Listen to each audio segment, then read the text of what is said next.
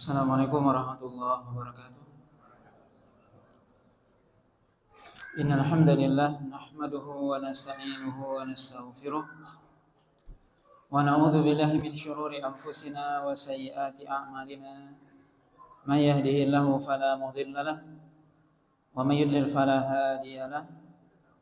Asyhadu an la ilaha illallah wahdahu la syarika lahu wa asyhadu anna Muhammadan abduhu wa rasuluh alladzi la rasula wa la nabiyya ba'dahu. Ya ayyuhalladzina amanu taqullaha haqqa tuqatih wa la tamutunna illa wa antum muslimun. Amma ba'd. Bapak dan Ibu kaum muslimin dan kaum muslimat yang dirahmati oleh Allah Subhanahu wa taala. Alhamdulillah, puji dan syukur senantiasa kita sampaikan kepada Allah Subhanahu wa taala. Salawat dan salam kita sampaikan kepada Rasulullah sallallahu alaihi wasallam dan juga kepada keluarga beliau, para sahabatnya, serta orang-orang mukmin yang senantiasa mengikuti beliau sampai hari kiamat nantinya. Pada malam hari ini kita lanjutkan pembahasan dari tafsir surah Yunus. Dimulai dari ayat yang ke-62, Allah SWT berfirman, A'udzu billahi minasyaitonir rajim. Ala inna awliya Allahi la khaufun 'alaihim wa la hum yahzanun. Alladzina amanu wa kanu yattaqun. Allah SWT mengatakan, ketahuilah, sesungguhnya wali-wali Allah adalah mereka orang-orang yang tidak merasa takut dan juga tidak merasa sedih. Mereka itu adalah orang-orang yang beriman kepada Allah SWT dan bertakwa kepadanya. Dalam ayat yang mulia ini Allah SWT menjelaskan dan menegaskan tentang sifat dari wali Allah SWT. Wali Allah yaitu orang yang Allah mencintai mereka dan mereka mencintai Allah SWT. Allah membantu mereka, Allah menolong mereka, yang mereka dekat dengan Allah SWT. Allah SWT melindungi mereka. Maka ini arti dari wali, yang mereka mencintai Allah SWT dan Allah SWT mencintai mereka. Mereka ditolong oleh Allah SWT. Dan Allah adalah penolong mereka. Karena kata wali, arti dari kata wali adalah penolong.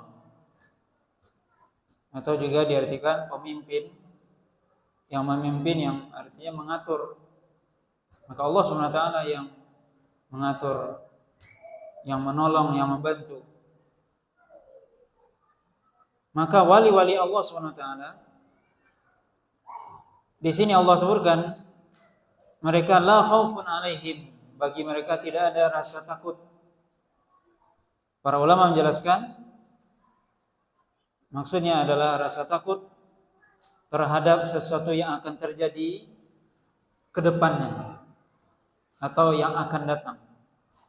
Biasanya manusia itu merasa khawatir atau takut dengan masa depan. Itu namanya khauf. Sesuatu yang ditakutkan, yang dikhawatirkan di masa yang akan datang, bagaimana nantinya. Termasuk masa yang akan datang adalah di akhirat. Bagaimana nanti di akhirat? La khaufun 'alaihim, tidak ada rasa takut bagi mereka. Wala hum yahzanun, dan mereka juga tidak merasa bersedih terhadap sesuatu yang sudah lewat. Maka khauf itu identik dengan sesuatu yang akan datang. Mereka tidak takut dengan sesuatu yang akan datang, dan juga tidak merasa bersedih terhadap apa yang sudah berlalu. Kenapa itu bisa mereka dapatkan? Kenapa mereka tidak takut terhadap masa yang akan datang, kehidupan yang akan datang, kehidupan akhirat, dan juga tidak bersedih terhadap apa yang sudah lewat? tentunya itu memiliki sebab. Sebabnya adalah Allah SWT sebutkan di sini. Karena mereka adalah, dan Allah SWT menyebutkan dalam ayat selanjutnya, ayat 63, siapa wali yang sebenarnya itu? Siapa yang layak dikatakan sebagai wali Allah, yang Allah akan menolong dia?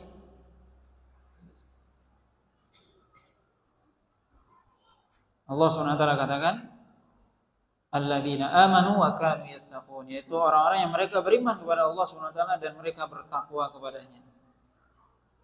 Inilah orang-orang yang mereka tidak takut dengan kehidupan yang akan datang. Kenapa? Karena dengan imannya mereka beriman kepada Allah SWT, beriman kepada hari akhir, maka tentunya mereka beriman. Kemudian Allah katakan wa kanu yattaqun, ketika iman dan takwa digandengkan, diiringkan, maka iman diartikan kata para ulama adalah identik dengan amalan hati. Bagaimana seorang meyakini, mengimani akan adanya Allah SWT, akan adanya malaikat, kitab, para nabi dan rasul, keimanan kepada hari kiamat dan takdir. Kemudian takwa diartikan amal soleh atau dengan melaksanakan perintah Allah dan menjauhkan larangannya. Maka wali Allah adalah orang yang beriman kepada Allah, kemudian mereka wa kanu yattaqun, mereka bertakwa dengan melaksanakan perintah Allah dan menjauhkan larangannya. Ini wali Allah SWT yang sebenarnya. Maka karena imannya inilah, atau dengan iman dan takwa inilah yang menyebabkan mereka tidak khawatir dengan kehidupan yang akan datang. Karena mereka berjumpa dengan Allah SWT membawa iman dan takwa. Maka seorang yang dia meninggal dalam keadaan beriman dan bertakwa kepada Allah, mereka tidak merasa khawatir dengan kehidupan yang akan datang. Walahum yahzanun, dan mereka tidak bersedih terhadap sesuatu yang sudah mereka lewati di dunia. Kenapa? Karena mereka sudah beramal soleh.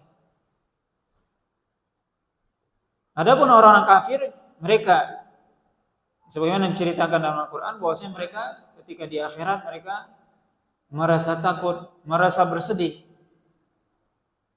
Kenapa? Karena mereka tidak beriman. Kemudian mereka bersedih, kenapa? Karena kenapa dulu di dunia mereka tidak beramal soleh. Sehingga mereka dalam sebagian Al-Quran, dalam ayat Al-Quran dikatakan mereka ingin kembali ke dunia. Ngapain? Ingin beramal soleh.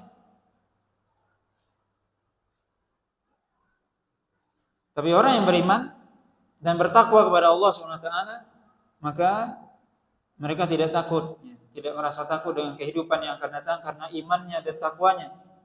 Dan juga tidak bersedih dengan kehidupan yang sudah berlalu. Kenapa? Karena amal soleh yang sudah dibawa.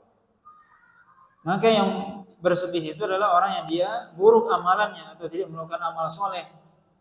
Di dunia dia akan merasa bersedih di akhirat. Maka ayat ini menunjukkan atau menjelaskan hakikat wali Allah SWT yang sebenarnya, itu orang yang beriman dan bertakwa kepada Allah SWT. Inilah wali Allah yang Allah SWT akan menolong mereka di dunia dan di akhirat. Allah katakan Allah waliyul ladzina amanu. Allah menjadi wali bagi orang beriman, maksudnya Allah SWT akan menolong mereka. Maka wali Allah adalah orang yang beriman dan bertakwa kepadanya. Bukanlah wali itu sebagaimana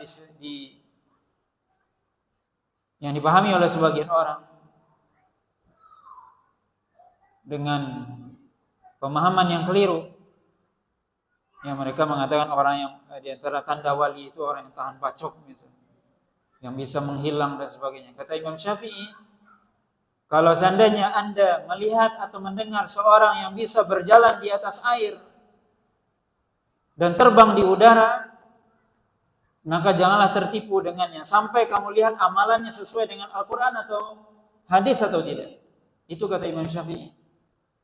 Jangan kamu tertipu dengan orang yang dia bisa berjalan di atas air atau terbang di udara sampai kamu lihat amalannya sesuai dengan Al-Quran atau hadis atau tidak. Itu wali Allah SWT yang amalannya sesuai dengan Al-Quran dan hadis. Bukan yang bisa terbang di udara, bukan. Itu wali syaitan. Wali juga Itu wali. Ya, benar, wali syaitan. Bisa terbang dia, bisa menghilang, tahan bacok. Wali juga dia, tapi wali syaitan. Tapi wali Allah SWT yang beriman dan bertakwa kepada Allah SWT, yang beramal soleh, yang dia takut kepada Allah SWT. Ini wali Allah SWT. Ini Allah jelaskan dalam ayat ini. Ini makna wali yang sebenarnya.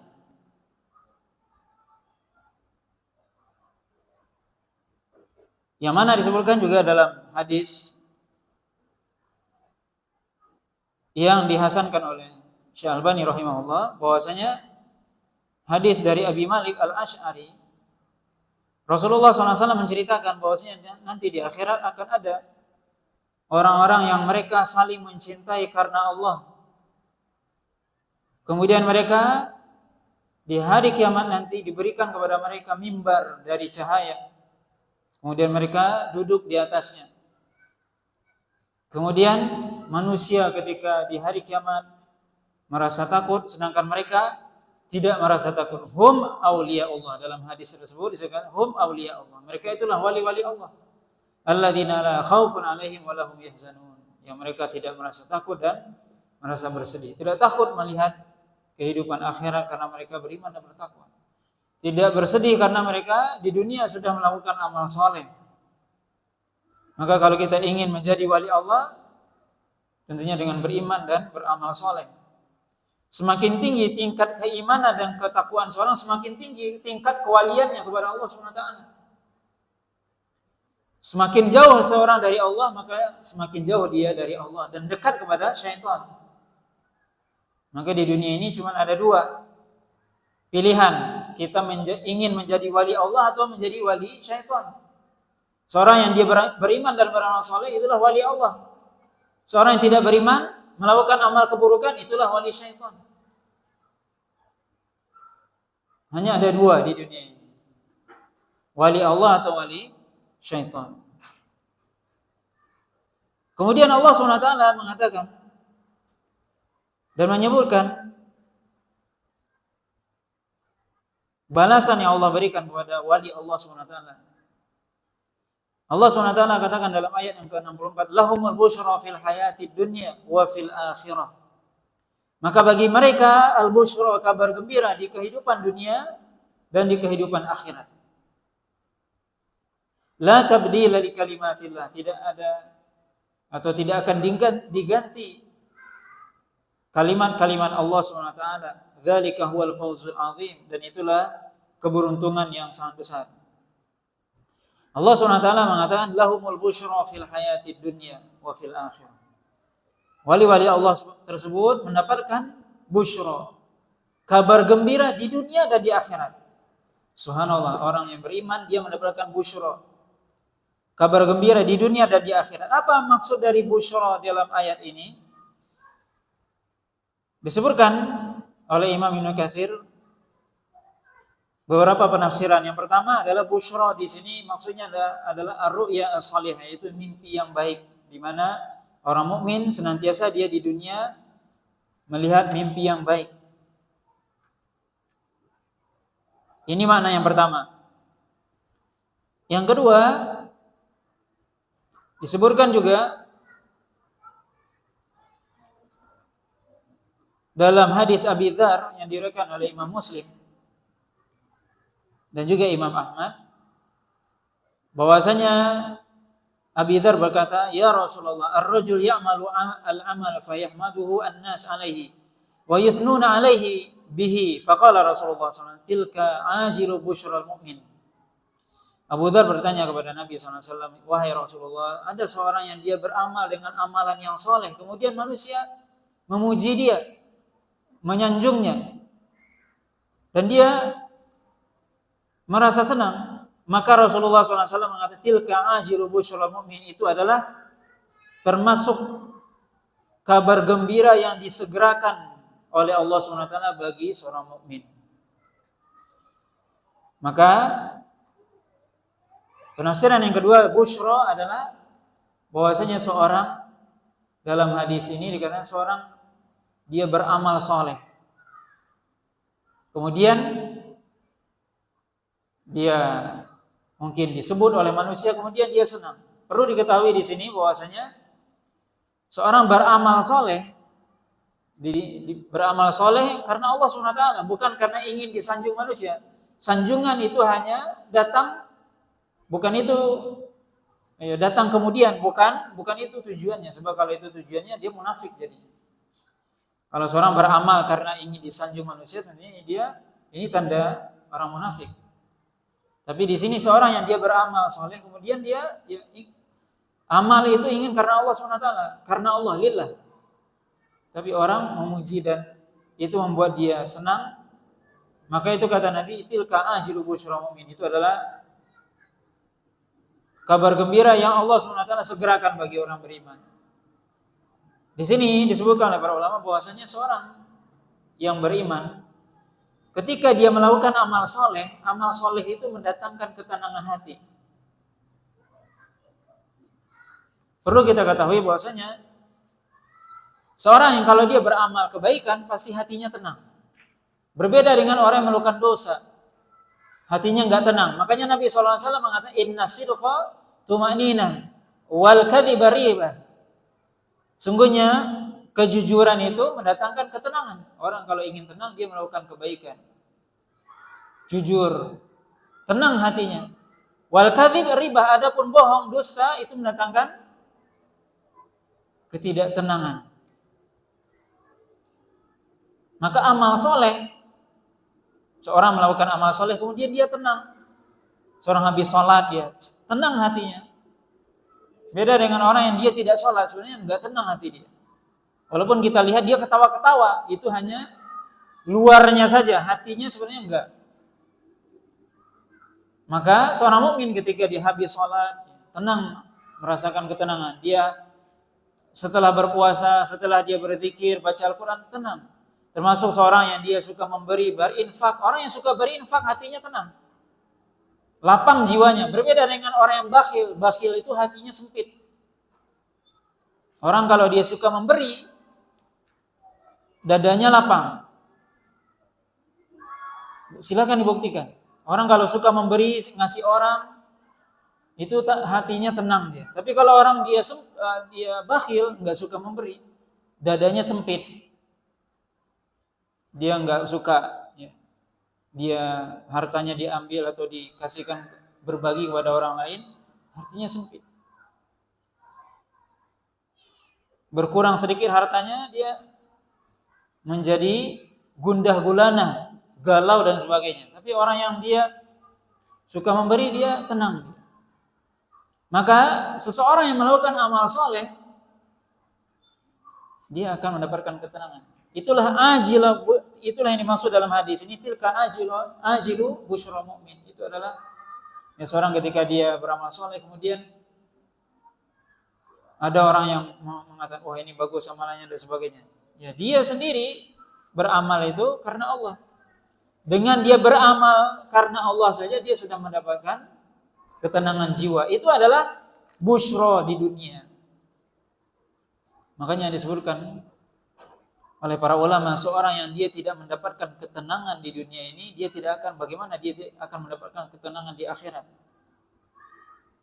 Seorang yang dia beramal, dan bagaimana ketenangan yang hakiki? Ketenangan yang hakiki itu adalah kalau seorang melakukan ketaatan kepada Allah, dia akan mendapatkan ketenangan jiwa. Ketenangan itulah yang dirasakan oleh penduduk surga. Makanya disebutkan seorang yang dia tidak mendapatkan ketenangan karena beribadah kepada Allah SWT, bagaimana dia bisa mendapatkan ketenangan di surga? Maka seorang ketika dia selesai beribadah kepada Allah SWT, dia mendapatkan ketenangan. Sudah selesai dia melakukan ibadah sholat, sudah selesai dia melakukan ibadah ketaatan kepada Allah, tenang dia.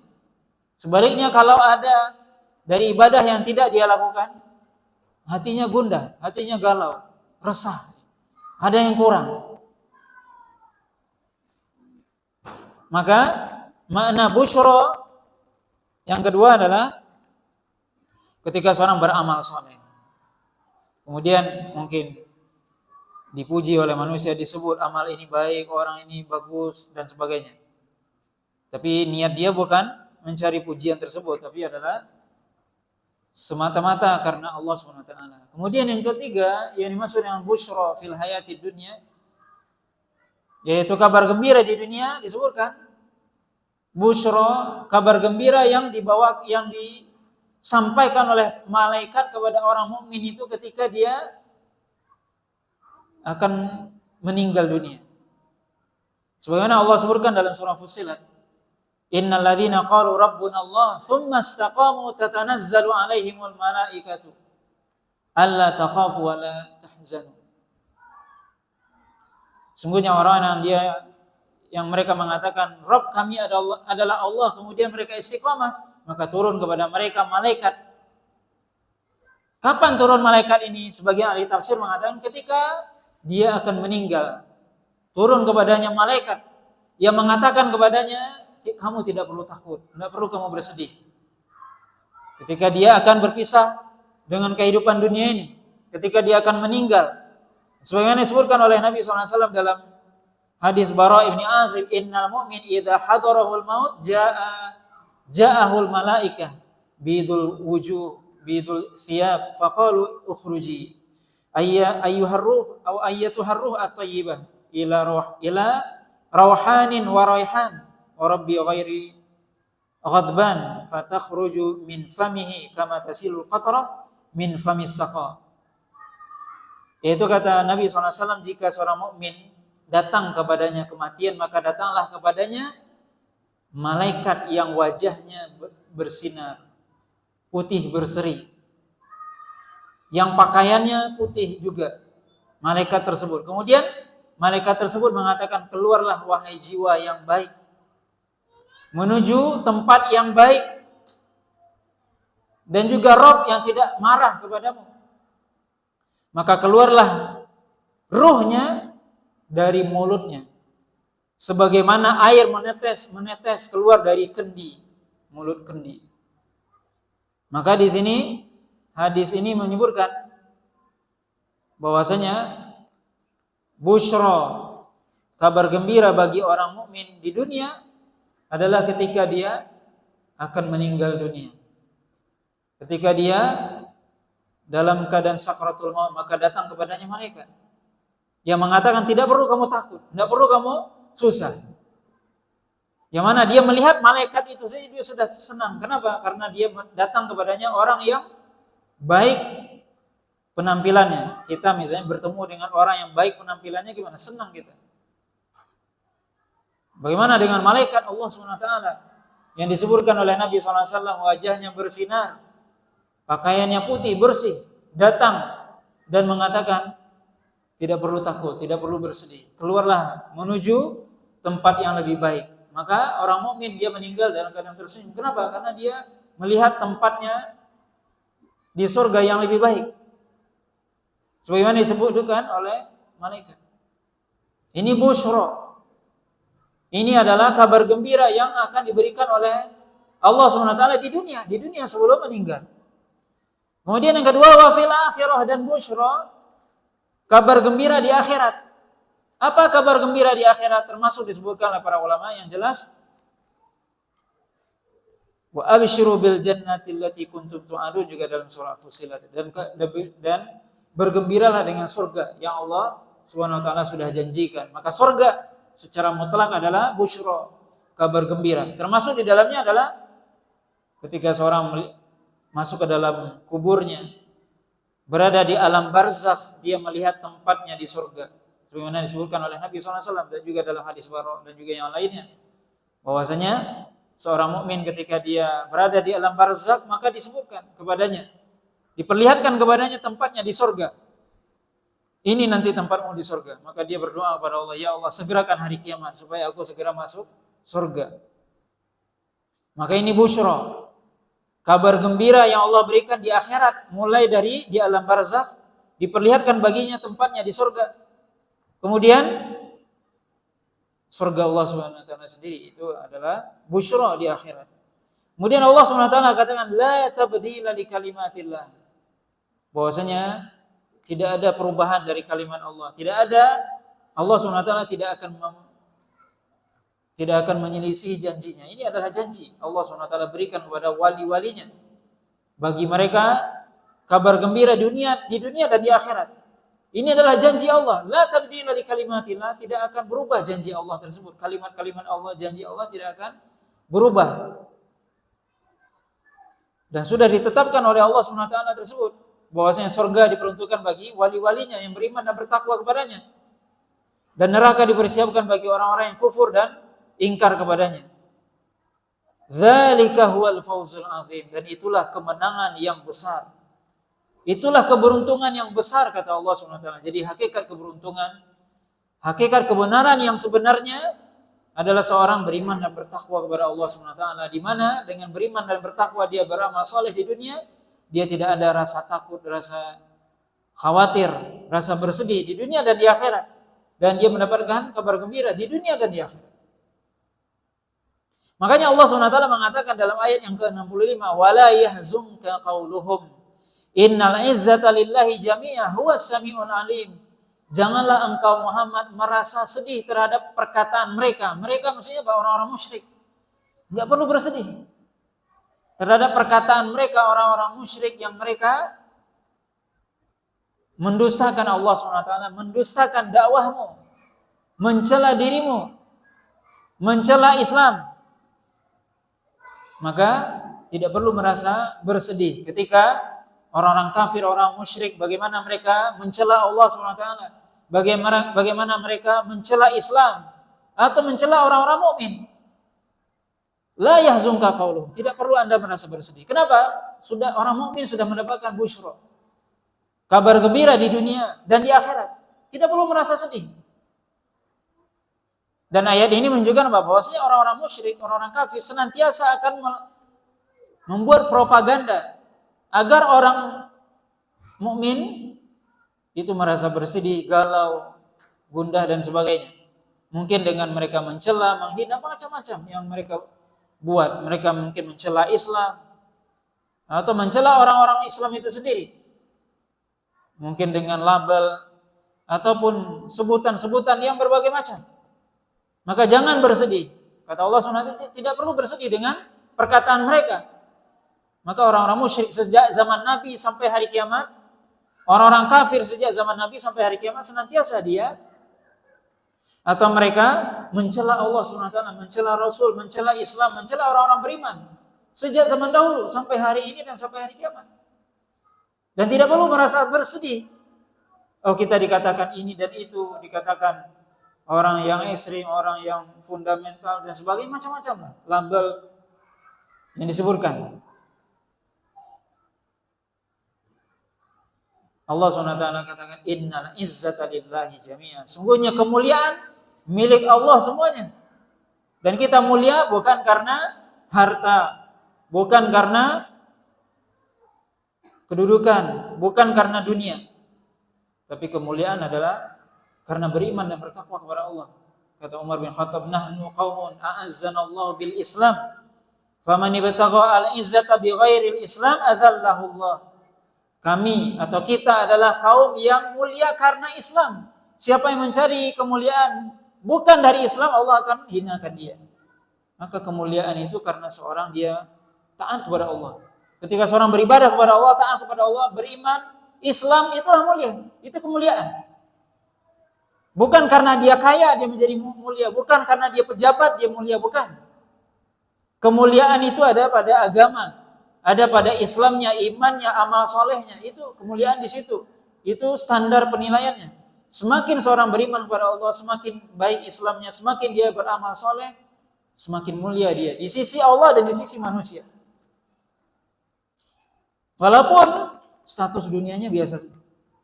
Tapi sebaliknya, seorang tidak beriman kepada Allah, tidak memiliki amal soleh, itu rendah di sisi Allah dan di sisi manusia. Walaupun dia memiliki status di dunia ini yang tinggi, mungkin dia pejabat, memiliki kedudukan yang tinggi, harta yang banyak dan semua itu nggak ada apa-apanya di sisi Allah SWT. Allah SWT kata, innal izzata lillahi jami'an. Bahwasanya kemuliaan milik Allah.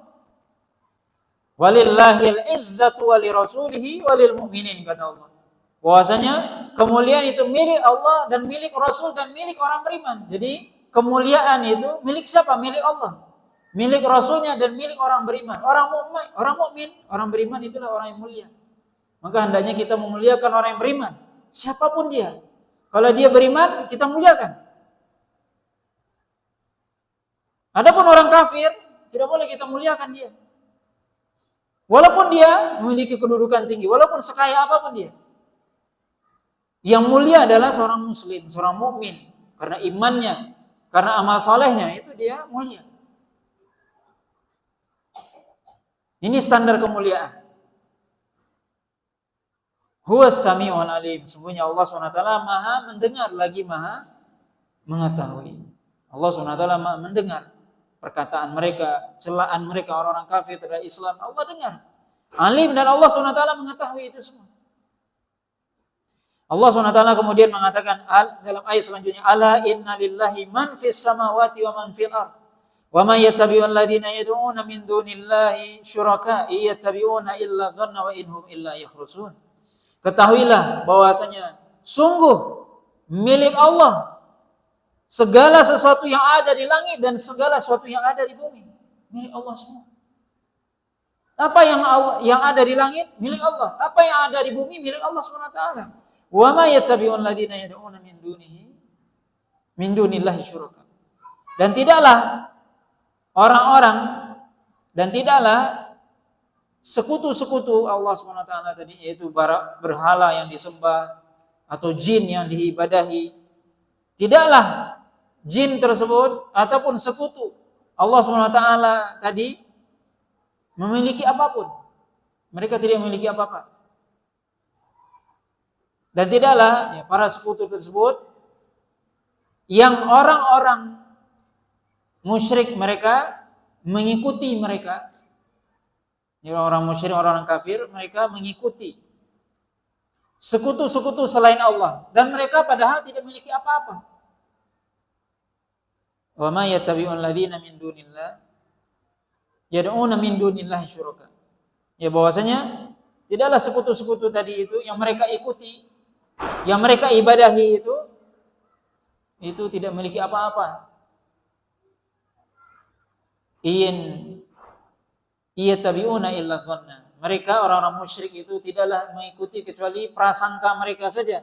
Wa inhum illa yakhrusun. Dan mereka tidak mengikuti sembahan-sembahan tadi kecuali hanya praduga. Ini menunjukkan bahwasanya orang-orang musyrik mereka dalam keyakinan mereka hanya menduga-duga. Dan memang yang dia sembah, yang mereka sembah tidak memiliki apa-apa.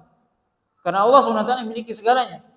Huwallazi ja'ala lakumul laila litaskunu fihi wan nahara mubsira.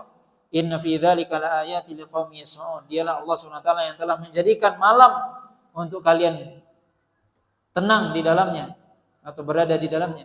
Allah SWT menjadikan malam ini agar kita bisa tenang, istirahat. Wan nahara mubsira, dan siang untuk bekerja. Siang menjadi terang untuk bekerja. Inna fi dzalika laayatin liqaumin yasma'un. Itulah di dalam hal tersebut, yaitu pergantian siang dan malam tersebut, itu ada tanda-tanda kebesaran Allah SWT bagi orang yang mendengar, yaitu mendengar akan kebesaran Allah SWT. Maka ayat ini juga menunjukkan bahwasanya secara fitrah malam itu dijadikan Allah untuk kita beristirahat. Bagaimana Allah SWT menjadikan malam untuk beristirahat, siang untuk bekerja, itu fitrahnya. Maka jangan dibalik. Karena Allah SWT menjadikan malam untuk kita istirahat, untuk kita beribadah kepadanya. Adapun siang kita bekerja, mencari dunia dan sebagainya. Dan juga pergantian siang dan malam ini sebenarnya memiliki tanda-tanda kebesaran Allah SWT. Bagaimana Allah SWT mengganti siang dengan malam, malam dengan siang. Terjadinya perubahan waktu. Dengan hal itu kita bisa menghitung hari dan pekan dan bulan dan tahun. Kalau tidak ada siang dan malam, coba kita nggak bisa menghitung berapa lama sudah tinggal kita di dunia ini. Maka ini salah satu di antara hikmah Allah SWT. Allah menjadikan siang dan malam, siang untuk bekerja, malam untuk istirahat, beribadah kepada Allah SWT. Kemudian juga Allah SWT menjadikan pergantian waktu tersebut agar kita bisa menghitung. Kemudian Allah SWT melanjutkan, qalu ittakhadallahu walada subhanahu huwal ghaniyyu lahu ma fis samawati wa ma fil ardh in indakum min sultanin bihadza ataquluna 'ala Allahi ma la ta'lamun. Mereka orang-orang musyrik mengatakan, sungguhnya Allah, kata mereka, Allah menjadikan dari manusia ini anak. Artinya mereka mengatakan bahwasanya Allah memiliki anak. Sebenarnya orang Yahudi mengatakan Uzair itu adalah putra Allah, dan juga orang Nasrani mengatakan Isa putra Allah, dan juga orang-orang Majus, orang-orang musyrik Mekah mengatakan malaikat adalah putri Allah. Ini keyakinan mereka. Mereka mengatakan Allah punya anak. Allah SWT bantah, subhanahu, maha suci Allah. Maha suci Allah dari apa? Memiliki anak. Karena apa? Memiliki anak itu adalah aib. Berarti Allah SWT, kenapa? Karena seorang yang memiliki anak berarti dia butuh orang lain, butuh. Sedangkan Allah SWT, Allah sama tidak butuh kepada makhluk. Justru makhluk yang butuh kepada Allah SWT. Maka memiliki anak itu adalah aib dari dalam hal ketuhanan, dalam hal ketuhanan. Maksudnya Tuhan itu Allah SWT tidak mungkin punya anak. Kenapa? Kalau punya anak berarti Allah SWT butuh kepada makhluk. Adapun itu dalam manusia, dalam hal manusia, seorang memiliki anak itu dia dianggap normal atau sempurna. Justru yang tidak punya anak dia tidak sempurna. Sempurna makhluk yang sempurna. Maka beda antara makhluk dengan khalik. Kesempurnaan makhluk, kesempurnaan manusia, baik itu manusia, hewan, memiliki anak dia. Itu kesempurnaan makhluk. Kesempurnaan khalik tidak punya anak. Kenapa? Manusia butuh kepada manusia yang lain. Sedangkan Allah SWT sang khalik tidak butuh kepada makhluk. Tidak butuh kepada siapapun. Maka ini perkataan yang dusta, perkataan yang dibuat-buat oleh orang-orang musyrik ketika mereka mengatakan Allah SWT memiliki anak. Allah katakan subhanahu, maha suci Allah SWT dari aib tersebut, dari tuduhan tersebut. Allah SWT kemudian mengatakan huwal ghani, Allah SWT maha ghani, maha cukup, tidak membutuhkan makhluk. Maka Allah SWT tidak butuh anak. Kenapa? Allah ghani. Allah tidak butuh kepada makhluk, maha kaya. Adapun manusia butuh dia. Karena itu memang sifatnya. Lahu ma fis samawati wa ma fil. Allah SWT memiliki segala sesuatu yang ada di langit dan di bumi, yang milik Allah. Jadi Allah enggak butuh kepada makhluk ini. In indakum min sultanin bihadza. Apakah kamu, kata Allah SWT, memiliki bukti dengan perkataan ini? Ataquluna 'ala Allahi ma la ta'lamun. Apakah kamu berbicara atas nama Allah dengan perkataan yang kamu sendiri tidak mengetahui hakikatnya, kata Allah SWT. Maka orang-orang musyrik menuduh Allah SWT dengan tuduhan yang sangat keji dan batil dengan mengatakan Allah SWT memiliki anak. Kata Allah, apakah kamu punya bukti? Atau kamu mengatakan perkataan yang tidak kamu berilmu dengannya. Allah SWT maha kaya. Allah memiliki langit dan bumi ini. Maka Allah tidak butuh anak. Qul innal ladzina yaftaruna 'ala Allahil kadhiba la yuflihun. Katakan wahai Muhammad, sungguhnya orang yang berdusta atas nama Allah, mereka adalah orang-orang yang tidak akan mendapatkan keberuntungan. Berdusta atas nama Allah. Dan kedustaan yang paling besar adalah kekufuran dan kesyirikan. Ketika mereka menganggap bahwasanya Allah memiliki anak. Ini dusta yang paling besar. Allah SWT memperingatkan, mata'un fid dunya, thumma ilaina marji'uhum, thumma nudhiquhum al-'adzab asy-syadid bima kanu yakfurun. Perhiasan kesenangan di dunia yang sebentar. Ya, mereka mengatakan itu, mungkin mereka mendapatkan kesenangan dunia. Tapi Allah SWT mengatakan, ingat, thumma ilaina marji'uhum.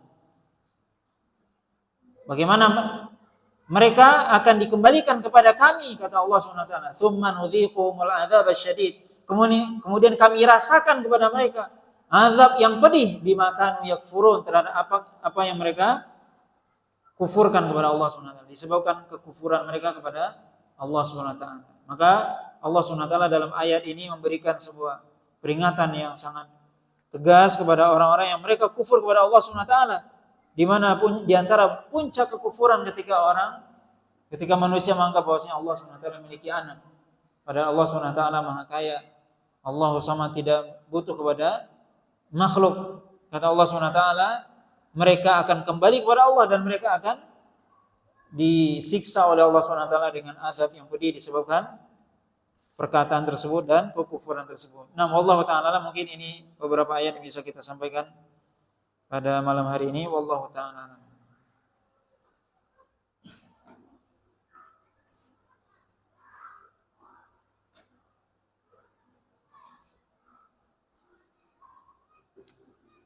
Nah, ini bertanya tentang masih banyak yang belum paham tentang fikih kurban. Apakah boleh saya berkurban tahun ini sebagai kepala keluarga dan tahun depan atas nama istri saya dan seterusnya? Ya, Nabi SAW itu setiap tahun berkorban, tapi beliau berkorban apa? Meniatkan diri beliau dan keluarganya. Jadi kalau kita ingin mengikuti yang dilakukan oleh Nabi SAW, bagaimana? Nabi mengatakan, Allahumma taqabbal hadza minni wa an ahli baiti. Ya Allah, ini korbanku dan atas nama keluargaku. Jadi seorang kepala keluarga, seorang suami atau bapak, dia cukup mengatakan ini, ya Allah, ini saya berkorban atas nama diri saya dan keluarga. Itu cukup. Jadi enggak harus hari ini, tahun ini suami, tahun besok istri, tahun besok anak, ya enggak mesti. Walaupun itu dibolehkan, ya enggak ada masalah. Kalau memang mereka punya penghasilan sendiri-sendiri, suami punya penghasilan sendiri, istrinya punya sendiri, anaknya punya penghasilan sendiri, ya dengan harta dia sendiri. Tapi kalau kita lihat Rasulullah SAW itu bagaimana beliau berkorban? Beliau berkorban atas nama sendiri dan ikut keluarganya. Dan insya Allah itu cukup. Kemudian apakah boleh berkorban atas nama orang tua yang sudah meninggal? Ya, ini memang persoalan khilaf para ulama, berbeda pendapat para ulama.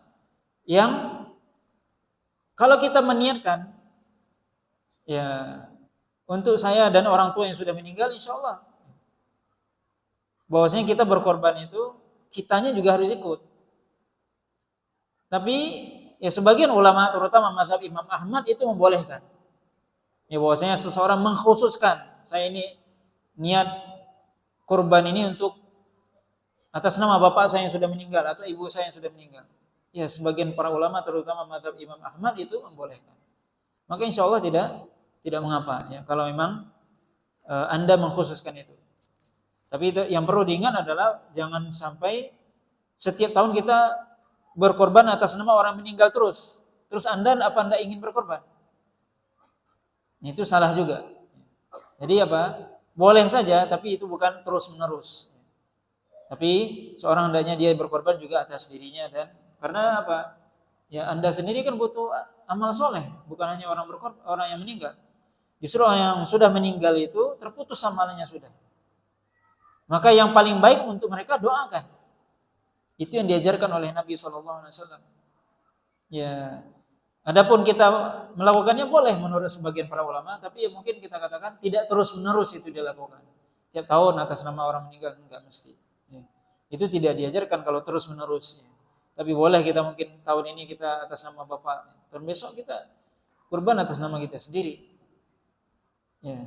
Nah, wallahu ta'ala alam, subhanallahi wa bihamdika, asyhadu an la ilaha illa anta, astaghfiruka wa atubu ilaik. Wa sallallahu ala nabiyyina Muhammadin wa ala alihi wa sahbihi wasallam. Wassalamualaikum warahmatullahi wabarakatuh.